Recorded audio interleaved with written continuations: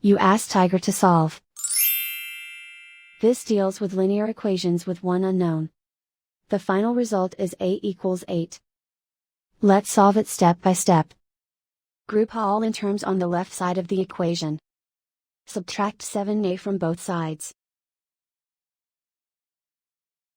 Group like terms.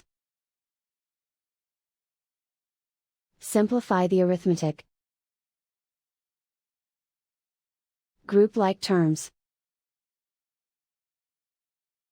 Simplify the arithmetic.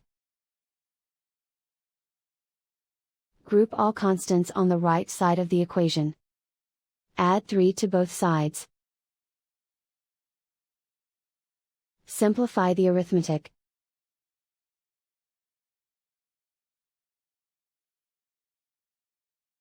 And so the final result is a equals 8.